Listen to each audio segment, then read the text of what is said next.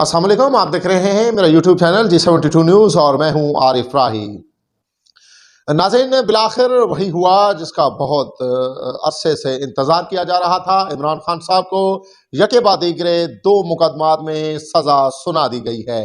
जी हाँ, इस चीज़ की जो भिनक थी वो तो बहुत पहले ही मिल चुकी थी कि इमरान खान को जो है वो सज़ाएं सुनाई जाएंगी और वो सज़ाएं यके बाद दीगरे इलेक्शन से कबल ही सुनाई जाएंगी ताकि इलेक्शन के माहौल को जो है वो ख़राब किया जाए। और इस बात का कभी इम्कान था कि इमरान खान को सज़ा जो है वो इस तरह से सुनाई जाएगी कि हर बंदा शस्दर रह जाएगा। और जी हाँ, बिल्कुल हमारा निज़ाम जो है वो इस चीज़ को बिल्कुल भी जो है वो नहीं मान सकता और ना ही पाकिस्तान में कोई इस वक्त ये मानने को तैयार है कि इमरान खान की मकबूलियत कम होगी, क्योंकि बहुत ज़्यादा हरबे अपनाए जा रहे हैं कि किसी न किसी तरीके से इमरान खान को जो है उसको सज़ा दी जाए और उसके नतीजे में जो है लोगों को इश्तियाल दिलाया जाए और इश्तियाल दिलाकर जो है इलेक्शन को डिले किया जाए। लेकिन खान साहब ने जेल में बैठे बिठाए ये पैगाम दे दिया है कि चाहे कुछ भी हो जाए, कितनी भी सज़ा दे दी जाए, आपने इश्तिहाल में नहीं आना और आपने हर सूरत में सिर्फ और सिर्फ फोकस 8 फरवरी के इलेक्शन पे रखना है और अपने घरों से निकलना है और पीटीआई के जो नॉमिनेटिव कैंडिडेट्स हैं उनको वोट करना है। आया ये तो बाद की बातें हैं, 8 फरवरी में अभी कुछ दिन बाकी हैं, लेकिन इमरान खान को साइफर केस में 10 साल की सज़ा सुनाई गई और इसके साथ ही तोशाखाना केस में उन्हें 14 साल की सज़ा सुनाई गई और उसी के साथ बुशरा बीबी को भी जो थी वो 14 साल की सज़ा सुना दी गई। अच्छा, मज़े की बात यह है कि आया अगर देखा जाए कि तोशाखाना केस जो है उसमें से तहाइफ तो लिए इमरान खान ने और सज़ा बुशरा बीबी को सुना दी गई। हालांकि इससे पहले बहुत ऐसी रिवायात हैं कि पाकिस्तान के बड़े बड़े लीडरों ने बगैर ऑक्शन करवाए हुए चीज़ें अपने पास रख ली और आज तक कोई मानने को तैयार नहीं कि वो उन्होंने ली हैं या नहीं ली हैं। बहुत सारे लोगों ने ये बातें तस्लीम भी कर ली कि उन्होंने तोशाखाना से चीज़ें ली और वो उस वक्त ली जब वो कानून के खिलाफ था, गाड़ियां तक ले डाली, लेकिन किसी ने ये नहीं पूछा कि आया भाई आपने जो गाड़ियां ली हैं वो गाड़ियां कानूनी थी या नहीं थी। सिर्फ और सिर्फ ये इमरान खान को फंसाने के लिए ऐसे केस बनाए गए, हथकंडे बनाए गए और आवाम जो है वो इस केस को बिल्कुल समझ चुकी है और चाहे कुछ भी हो जाए इस केस में जो सज़ा है वो तो आगे देखा जाएगा। हाई कोर्ट और सुप्रीम कोर्ट में अभी ये अपीलें जाएंगी और वहां पर देखा जाएगा कि आया अलकादर ट्रस्ट केस की तरह ये केस भी टिक पाते हैं या इनमें सज़ाएं मुअत्तल हो जाती हैं।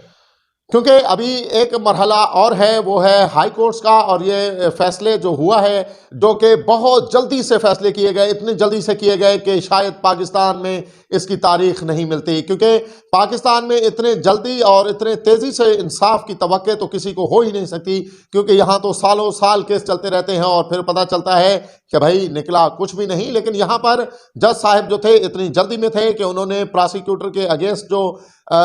वकील सफाई थे इमरान खान के वो भी अपनी तरफ से लगा दिए और अपने मन मर्जी के टाइम पर और अपनी मर्जी के हिसाब से ये केस चलाया। हालांकि पाकिस्तान की तारीख में ऐसी कोई मिसाल नहीं मिलती, अलबत्ता ये मिसालें ज़रूर मिली कि इमरान खान की हुकूमत को गिराने के लिए रात को 12 बजे भी अदालतें लग गई थी और फिर ये बहुत बड़ी चर्चा में रही कि आया पाकिस्तान में ऐसी अदालतें कैसे लग सकती हैं। पाकिस्तान में तो अदालती टाइम पर अदालतें जो हैं वो नहीं लगती और इमरान खान की हुकूमत गिराने का इतना ही शौक था कि उसमें अदालतें जो हैं वो रात को खुल गई। वो बहुत बड़ी तनकीद का निशाना बनाया गया। इस हवाले से मुख्तलिफ लोगों की राय जो थी वो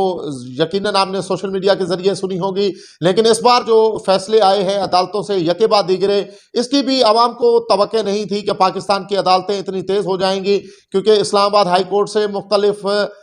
जो साइफर केस था उसमें कई बार उसका जो गवाहान के कलमबंद बयानात और दीगर को उड़ा दिया गया था। फिर से दोबारा से जो था ओपन ट्रायल करने का कहा गया, लेकिन ओपन ट्रायल तो बस एक ख्वाब हुआ। लेकिन ये फैसला जो था वो बहुत जल्दी में आया और इतनी जल्दी में आया कि जिसकी तवक्के नहीं की जा सकती थी। और इसी तरह का फैसला जो था हमने कुछ अर्सा पहले जो था वो सुप्रीम कोर्ट से जो था आया था, जब बल्ले का निशान जो है वो इमरान खान से छीना जाना था, तो 2 दिन में यके बाद दीगरे जो थी समात हुई और समात इस कदर जो थी वो मुज़ाहिका खेज थी कि उसमें ऐसे ऐसे सवाल किए गए जिनका वहाँ कुछ जो है ताल्लुक ही नहीं बनता था। एक पार्टी जो है एएनपी, उसको सिर्फ 20,000 का जुर्माना करने के बाद उसे बहाल कर दिया गया, लेकिन उसके साथ ही इमरान खान का जो पार्टी थी पाकिस्तान तहरीक इंसाफ उसको किसी भी सूरत में इलेक्शन करवाने के बावजूद भी उनके इलेक्शन कोई नहीं मान रहा था। तो ये जो फैसला है इसके बाद आवाम की राय यकसर तब्दील हो गई है और मैं समझता हूं कि पाकिस्तान की यूथ जो है वो इस वक्त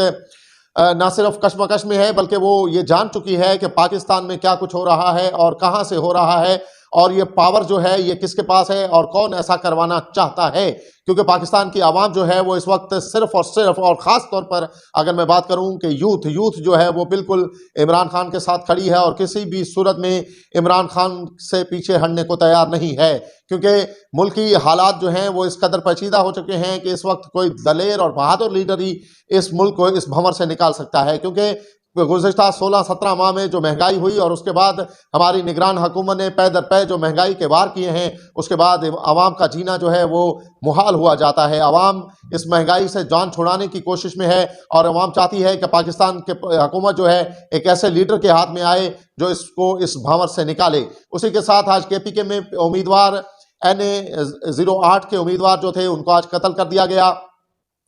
और इससे ये माहौल बनाया जा रहा है, लोगों का ये तासुर है, ये राय है कि ये माहौल बनाया जा रहा है कि किसी तरह से इलेक्शन को डिले किया जाए। लेकिन इलेक्शन बहरहाल जो हैं वो होने हैं, चाहे डिले हों या कुछ भी हों, क्योंकि 1 साल तो डिले हो चुके हैं पंजाब और KPK की असम्बलियों के इलेक्शन और उसी के साथ नेशनल असम्बली का इलेक्शन भी काफ़ी अरसे से डिले है। लेकिन अभी ये देखना है कि इलेक्शन जो है वो कितना साफ और शफाफ होता है, उसमें आवाम का टर्न आउट क्या रहता है, आवाम किस लीडर को मुंतखब करते हैं और आवाम की राय जो है वो किस लीडर के साथ जाती है। आया क्या उसी फरसुदा निज़ाम को आवाम जो है दोबारा से एक बार मुंतखब कर लेती है या एक नए निज़ाम की तरफ कदम बढ़ाती है जो आवाम की खुशहाली और पाकिस्तान की खुशहाली का सबब बने। ये आने वाले चंद दिनों तक हमारे सामने होगा, क्योंकि अभी इलेक्शन में तकरीबन 7-8 दिन बाकी हैं और 7-8 दिन के बाद हमें ये इसका रिजल्ट भी सामने आ जाएगा। इसी के साथ आरिफ राही को दीजिएगा इजाज़त, मिलेंगे नेक्स्ट व्लॉग में, तब तक रखिएगा अपना ख्याल। अल्लाह निगहबान।